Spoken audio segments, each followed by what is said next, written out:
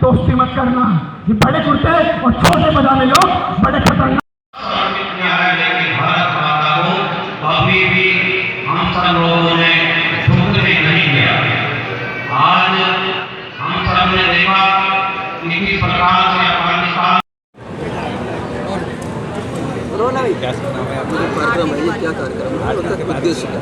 देखिए, राष्ट्रीय हनुमान दल का प्रथम स्थापना दिवस है आज, और आज प्रथम स्थापना दिवस के पावन अवसर पर हमारे जो बरेली जनपद में जो बरेली जनपद की इकाई एवं संभाग की इकाई ने इतना भव्य आयोजन किया, और इन्होंने आज एक मुहिम भी चलाई है राष्ट्रीय हनुमान दल के तत्वाधान में कि ये गरीब जन असहाय लोगों के लिए मुफ्त एम्बुलेंस सुविधा का संचालन भी आदरणीय गुरुजी और आदरणीय मंत्री जी के शुभ हाथों से अभी किया जाएगा कुछ ही क्षणों में। और राष्ट्रीय हनुमान दल का जो उद्देश्य है वो देश में सनातन संस्कृति को जागरूक करना, संतों की रक्षा करना, नारियों की रक्षा करना, देश हित की रक्षा करना, जो सारी सामाजिक सेवाएं हैं वो हम करना चाहते हैं। और मैं अपने शब्दों में दो चीज़ें और सरकार के माध्यम में कहना चाहता हूं। जैसा कि आज बांग्लादेश में भी प्रकरण हो रहा है और हमारे देश में भी प्रकरण होते रहते हैं, तो राष्ट्रीय हनुमान दल चैलेंज है उनके लिए जो जिहादियों की मानसिकता हमारे धर्म को बर्बाद करने की बन गई हैं। हम बिल्कुल बर्दाश्त नहीं करेंगे और ईंट का जवाब पत्थर से देना राष्ट्रीय हनुमान दल जानता है। इसके अलावा मतलब आपका ये संगठन अब तक कितने लोग इससे जुड़ चुके हैं और क्या? देखिए, अभी हमारे 12 राज्यों में इकाइयाँ बन चुकी हैं। 8.5 लाख की जो हमारी जो संख्या है समस्त भारत देश में हमारी हो चुकी है, और दिन प्रतिदिन हज़ारों के संख्या में लोग हमसे जुड़ रहे हैं। तो हम धन्यवाद करते हैं श्री हनुमान बाबा का, अपने सभी गणमान्य व्यक्तियों का जो हमारे राष्ट्रीय पदाधिकारी हैं, हमारी इकाइयां हैं, निचली इकाइयां हैं, उच्च इकाइयां हैं, हमारे आदरणीय मंत्री जी भी संरक्षक हैं, मुख्य संरक्षक हमारे आदरणीय गुरुजी हैं। तो इन सब के आशीर्वाद से, बाबा के आशीर्वाद से एक ना एक दिन हम संपूर्ण भारतवर्ष के एक एक घर में राष्ट्रीय हनुमान दल का पदाधिकारी जरूर बना देंगे। हमारे आदरणीय रूपेश्वर जी महाराज इसके संरक्षक हैं और मैं भी एक छोटा सा संरक्षक हूँ। इस नाते इन्होंने मुझे आमंत्रित किया और मैं लखनऊ से चलकर यहाँ आया हूँ। ये स्थापना दिवस का पहला अवसर है। 1 साल का ये बच्चा है। इसने पूरे भारत में 12 राज्यों में गठन कर दिया है, उत्तर प्रदेश में पूर्ण गठन कर दिया है। तो इनका ये जन्मदिन का कार्यक्रम था हनुमान दल का। उद्देश्य क्या है सर इसका जो आज कार्यक्रम हुआ है? इसका उद्देश्य सामाजिक लोगों को कुरीतियों को दूर करना और हिंदू हित की बात करना, वही देश पर राज करेगा जो हमारा नारा था भारतीय जनता पार्टी का, वो हमारे रोहित सिंह ने छीन लिया है हमसे।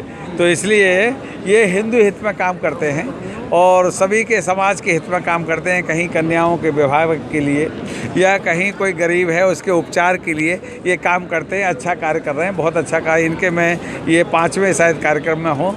हरिद्वार में भी कार्यक्रम आदरणीय रूपेंद्र महाराज जी के यहाँ हुआ था, और मेरठ में हुआ, फिर आपके हरिद्वार हापुड़ में हुआ और अलीगढ़ में हुआ, और इसके बाद यहाँ कार्यक्रम हो रहा है।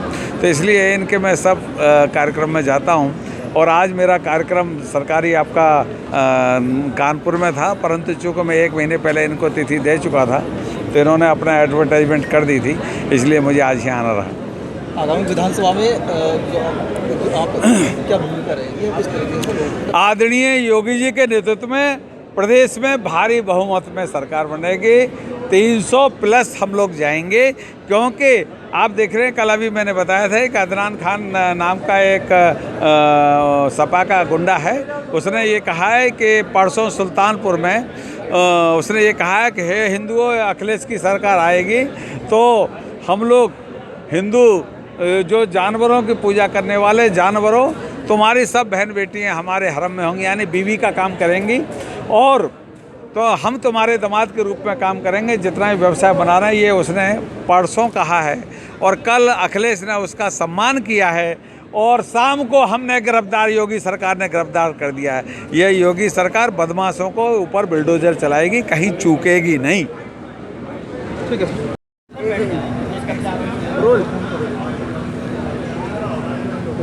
जैसा ये कार्यक्रम है, आप उसका असल उद्देश्य क्या था, जो ये संगठन बनाने का उद्देश्य असल क्या है? हिंदुस्तान में जो हिंदू है वो संगठित रहे और हिंदुओं के ऊपर जो विभिन्न प्रकार का हमला आज हो रहा है, चाहे वो बांग्लादेश में हिंदुओं को क्योंकि इसलिए मारा गया क्योंकि वहाँ हिंदू अल्पसंख्यक है, भारत में भी जहाँ हिंदू अल्पसंख्यक है उसके ऊपर अत्याचार की पराकाष्ठा हो जाती है। इसलिए राष्ट्रीय हनुमान दल का जो संगठन है ये पूरे देश में हिंदुओं को संगठित कर उनके मंदिरों पर, माताओं बहनों के ऊपर किसी प्रकार का अत्याचार ना हो, उसका मुंहतोड़ जवाब दिया जा सके, इसलिए हिंदुओं का संगठन होना आवश्यक है। उत्तर प्रदेश में भी आप सब ने देखा होगा कि जहाँ पर हिंदू अल्पसंख्यक है या हिंदू कम संख्या में हैं, उनके ऊपर निरंतर ऐसे मुस्लिमों के द्वारा या ईसाइयों के द्वारा ऐसे कायरतापूर्ण हमले किए जाते हैं।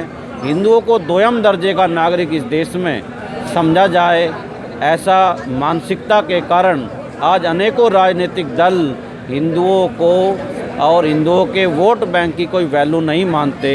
हिंदू वोट बैंक के रूप में खड़ा हो और हिंदू समाज की जो आवश्यकताएं हैं, हिंदू समाज का जो महत्व है वो लोग समझे, इसलिए संगठन का निर्माण किया गया। ऐसे कितने राज्य हैं जहाँ पर हिंदू अल्पसंख्यक है, आपके संगठन की इकाई वहाँ पर बन चुकी है और किस तरीके से? हमारी 12 राज्यों में इकाई हो गई है और हमारा प्रयास है कि देश की सभी राज्यों में इसकी इकाई हम स्थापित करेंगे। जैसे उत्तर प्रदेश में भी बहुत बड़ी मात्रा में हमारा संगठन काम करता है, लेकिन कई राज्य ऐसे हैं जहाँ पर हिंदू अल्पसंख्यक हो गए हैं, विशेषकर जम्मू कश्मीर और नॉर्थ ईस्ट के राज्य, केरल राज्य, वहाँ पर भी हम अतिशीघ्र इस इकाई का गठन करेंगे और वहाँ पर हिंदुओं की समस्याओं को लेकर देश की संसद तक हम इस मांग को उठाएंगे कि हिंदुओं का जो अधिकार है वो अधिकार उसको दिया जाए। तो अल्पसंख्यक राज्यों में जहाँ पर हिंदू अल्पसंख्यक है वहाँ की बजाय यहाँ पर संगठन पहले शुरू करना, ये इसका क्या उद्देश्य है कि वहाँ होगा? हाँ बिल्कुल, जहाँ पर लेकिन बहुसंख्यक समाज है वहीं संगठित होगा, वो समाज के लोग अल्पसंख्यक राज्यों में भी जाएंगे, वहाँ भी उनकी सहभागिता से हिंदू समाज की जो जायज़ मांगे हैं उसको